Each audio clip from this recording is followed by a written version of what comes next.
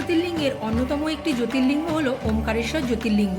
ওমকারেশ্বর জ্যোতির্লিঙ্গ ভারতের মধ্যপ্রদেশের খান্ডোয়া জেলায় নর্মদা নদীর তীরে মান্ধাতা নামক একটি দ্বীপে অবস্থিত। মান্ধাতা দ্বীপের আকৃতি ওম আকারের হওয়ার কারণে ওমকারেশ্বর বলা হয়। ওম আকৃতি দ্বীপের দুদিকে রয়েছে দুটি জ্যোতির্লিঙ্গ, ওমকারেশ্বর ও মামলেশ্বর।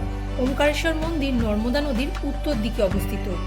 আগের ভিডিওতে বলেছি কলকাতা থেকে উজ্জয়িন কিভাবে আসবেন, কোথায় থাকবেন, সাইট সিনে কোন কোন জায়গা ঘুরবেন। উজ্জয়িন ভ্রমণের সম্পূর্ণ তথ্য দিয়েছিলাম, ভিডিও লিঙ্ক আমি ডেসক্রিপশন বক্সে দিয়ে দিয়েছি।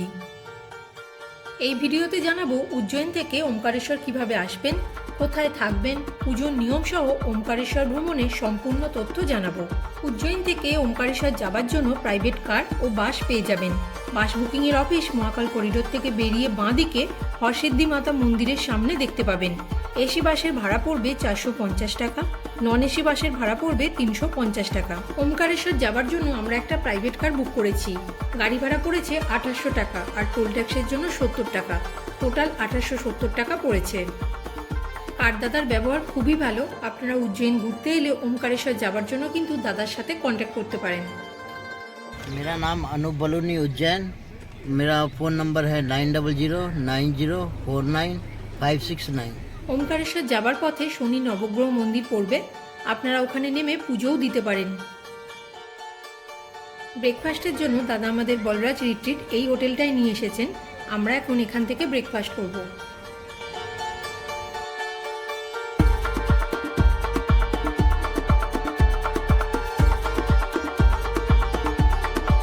উজ্জয়িন থেকে ওমকারেশ্বর যাবার জন্য 4 থেকে 4.5 ঘন্টার মতো সময় লাগবে।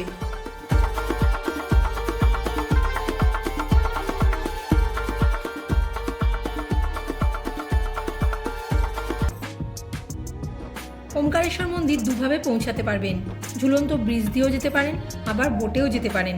ব্রহ্মপুরী ঘাটের সামনে থেকে বোটিংয়ের ব্যবস্থা আছে। এখানে আরও 2-3টে ঘাট আছে, কিন্তু ব্রহ্মপুরী ঘাটটা মেন ঘাট। যদি বোট আপনারা রিজার্ভ করেন তাহলে 800 টাকা পড়বে, 4টে স্পট দেখাবে। আর যদি শেয়ারে যান তাহলে পার পার্সন 150 টাকা পড়বে, এখানেও আপনাদের 4টে স্পট দেখাবে। আর যদি আপনারা ব্রহ্মপুরী ঘাট থেকে শুধু নদী পার হয়ে ওমকারেশ্বর মন্দির যেতে চান তাহলে পার পার্সন 50 টাকা পড়বে।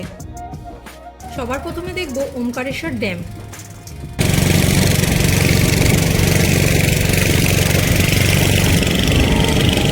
এই জায়গাটা নর্মদা কাবেরী সঙ্গম।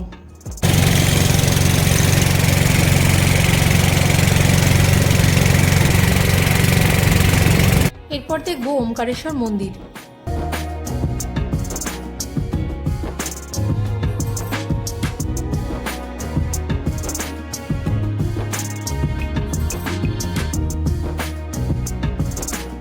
এবার দেখব আদি শঙ্করাচার্যের 108 ফুট উঁচু একটি মূর্তি।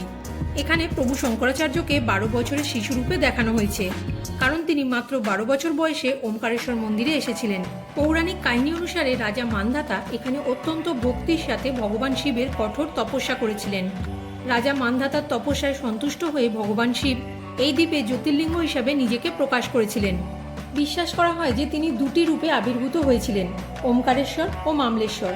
পরবর্তীতে রাজার নামানুসারে এই দ্বীপের নামকরণ হয় মান্ধাতা এবং এটি পবিত্র তীর্থস্থলে পরিণত হয়।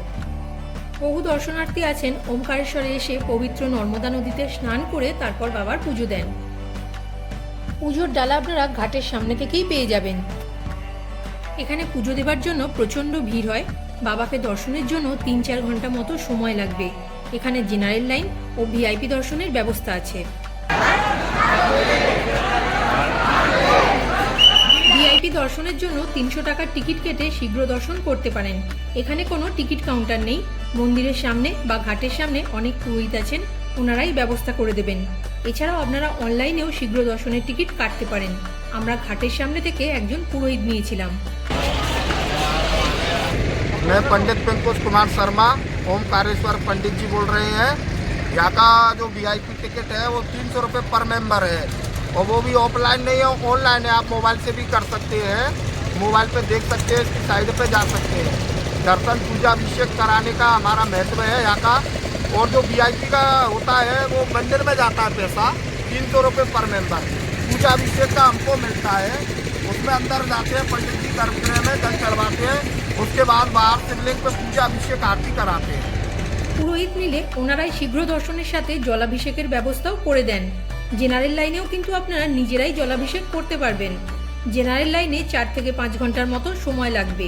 শীঘ্র দর্শন 25 থেকে 30 মিনিটের মধ্যেই হয়ে যাবে। সময়টা নির্ভর করে দর্শনার্থীদের ভিড়ের ওপর।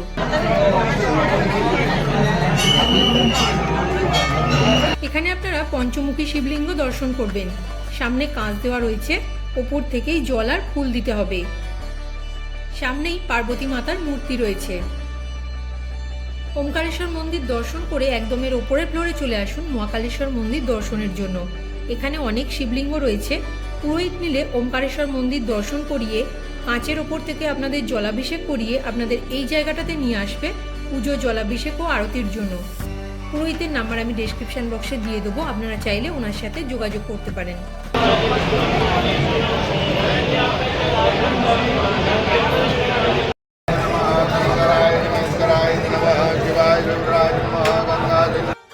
এখান থেকে পুরো শহরের ভীষণ সুন্দর ভিউ দেখতে পাবেন।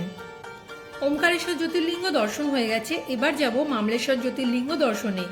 মামলেশ্বর মন্দির দুভাবে পৌঁছতে পারেন, ঝুলন্ত ব্রিজ দিয়েও যেতে পারেন, আবার বোটেও যেতে পারেন। আমরা আসার সময় বোটে এসেছিলাম, এবার ব্রিজ দিয়ে মামলেশ্বর মন্দির যাব। পৌরাণিক কাহিনী থেকে জানা যায় অসুর বিন্ধ নর্মদা নদীর পলি বালি নিয়ে যে শিবলিঙ্গ তৈরি করে তপস্যা করেছিলেন, সেটাই এই মামলেশ্বর শিবলিঙ্গ। আরও একটি পৌরাণিক কাহিনী প্রচলিত আছে যে মামলেশ্বর মন্দির প্রতিষ্ঠা করেছিলেন আদিগুরু শঙ্করাচার্য। ওমকারেশ্বরে মহাদেব শিব স্বয়ং প্রকাশিত হয়েছিলেন। ওমকারেশ্বর মন্দির দর্শন করে ব্রিজ দিয়ে হাঁটতে হাঁটতে এসে পৌঁছাবেন গোমুখ ঘাট। এখানে গোমাতার মুখ থেকে শিবলিঙ্গের ওপর অবিরাম জল পড়ছে। এখানে ঠাকুরের মূর্তি, পুজোর জিনিসপত্র কেনার জন্য অনেক দোকান রয়েছে। বিশ্বাস করা হয় যে এখানে নর্মদা নদী থেকে তোলা প্রত্যেকটা পাথর নর্মদেশ্বর শিবলিঙ্গের সমান মান্যতা রাখে।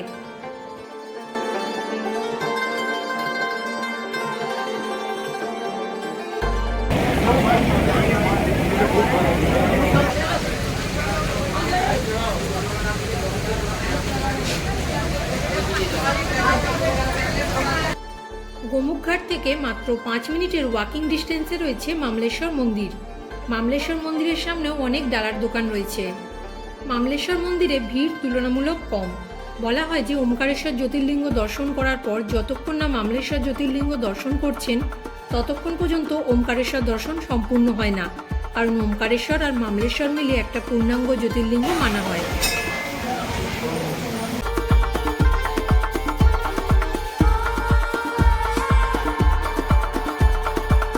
মামলেশ্বর মন্দির নর্মদা নদীর দক্ষিণ তীরে অবস্থিত।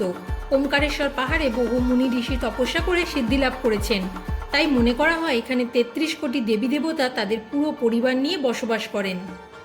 ওমকার পর্বত পায়ে হেঁটে পরিক্রমা করতে পারবেন। ওমকারেশ্বর পাহাড় 9 কিলোমিটার পর্যন্ত বিস্তৃত। ওমকারেশ্বর পাহাড় পরিক্রমার পথে অনেক দেবদেবীর মন্দির দর্শন করতে পারবেন। ওমকারেশ্বর ভারতের একমাত্র জ্যোতির্লিঙ্গ। এখানে মহাদেব শিবের কন্যা মা নর্মদা চারিদিক থেকে এই মন্দিরকে ঘিরে রেখেছে।